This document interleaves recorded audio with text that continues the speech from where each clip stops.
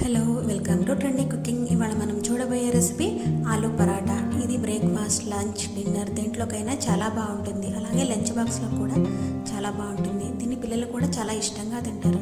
చూసారా లోపల ఆలూ స్టఫింగ్ ఎంత బాగా వచ్చిందో.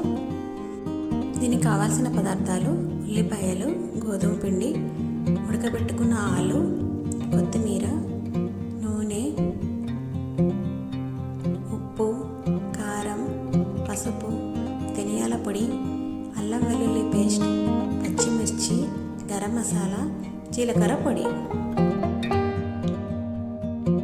ఇప్పుడు ఒక మిక్సింగ్ బౌల్లోనికి గోధుమ పిండి 1 కప్పు తీసుకోవాలి. అలాగే salt 1/2 teaspoon, oil 2 teaspoons వేసుకొని మనం బాగా కలుపుకోవాలి.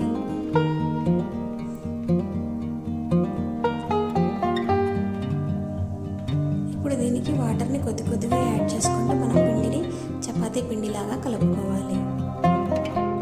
నేను 1 కప్పు పిండి తీసుకున్నాను. దీనితో 4 పరాటాస్ అవుతాయి. మీ అవసరాన్ని బట్టి మీరు పిండి క్వాంటిటీని పెంచుకోవచ్చు. ఈ విధంగా మనం చపాతీ పిండిలాగా చేసుకోవాలి. ఇప్పుడు దీనిని ఒక తడి క్లాత్తో కవర్ చేసి ఒక 15 నుంచి 20 నిమిషాల పాటు పక్కన పెట్టుకోవాలి. మరొక మిక్సింగ్ బౌల్లోనికి ఇప్పుడు ఉడకబెట్టుకున్న ఆలు 3 తీసుకోవాలి. దీన్ని బాగా మ్యాష్ చేసుకోవాలి. ఇప్పుడు దీనికి సన్నగా కట్ చేసి పెట్టుకున్న మీడియం సైజ్ ఉల్లిపాయ 1 యాడ్ చేసుకోవాలి. అలాగే సన్నగా కట్ చేసి పెట్టుకున్న పచ్చిమిర్చి 2, అల్లం వెల్లుల్లి పేస్ట్ 1/2 టీ స్పూన్, ఉప్పు 1/2 టీ స్పూన్, ధనియాల పొడి 1/2 టీ స్పూన్, జీలకర్ర పొడి 1/2 teaspoon, garam masala 1/2 teaspoon, పసుపు 1/2 టీ స్పూన్, కారం 1/2 టీ స్పూన్, అలాగే సన్నగా కట్ చేసి పెట్టుకున్న కొత్తిమీర కూడా వేసి బాగా కలుపుకోవాలి.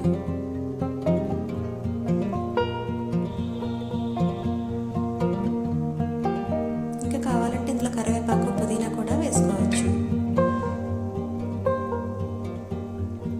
ఈ స్టఫింగ్తో 8 నుంచి 9 స్టఫింగ్ అవుతాయి. మనకి పరాటాస్ సరిపోతాయి. కావాలంటే దీన్ని స్టోర్ చేసుకుని నెక్స్ట్ డే కూడా యూస్ చేసుకోవచ్చు.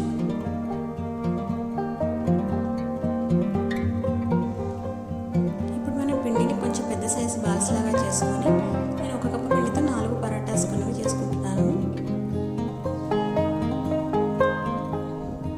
ఇప్పుడు దీన్ని కొంచెం ఆయిల్ని అప్లై చేసుకొని పూరీ సైజులో మనం ఒత్తుకోవాలి.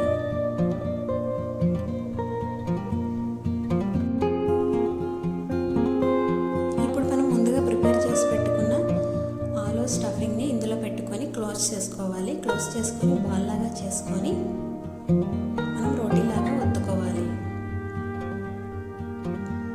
ఇప్పుడు దీని మీద మనం ఆయిల్ కానీ పిండిని కానీ చల్లుకొని ఒత్తుకోవచ్చు. మనం ఇది రోల్ చేసుకునేటప్పుడు కొంచెం నెమ్మదిగా రోల్ చేసుకోవాలి. లేదంటే లోపల ఉన్న స్టఫింగ్ అనేది బయటకు వచ్చే ఛాన్స్ ఉంది.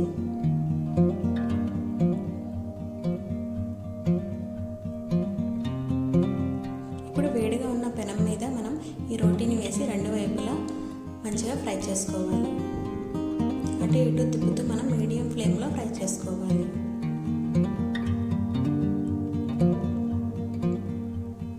మనకి రోటీ అనేది కొంచెం మందంగా ఉంటుంది కాబట్టి కొంచెం టైం పడుతుంది. నెమ్మదిగా మీడియం టు లో ఫ్లేమ్లోనే మనం ఫ్రై చేసుకోవాలి. 2 వైపులా ఫ్రై అయిన తర్వాత మనం లాస్ట్లో ఘీని కానీ బటర్ని కానీ అప్లై చేసుకోవాలి. అప్పుడు టేస్ట్ చాలా బాగుంటుంది. ఈ పరోటాకి స్పెషల్గా కర్రీ కూడా అవసరం ఉండదు. పికిల్తో కానీ రైతాతో కానీ తీసుకోవచ్చు. ఈ విధంగా 2 వైపులా మంచిగా రోస్ట్ అయిన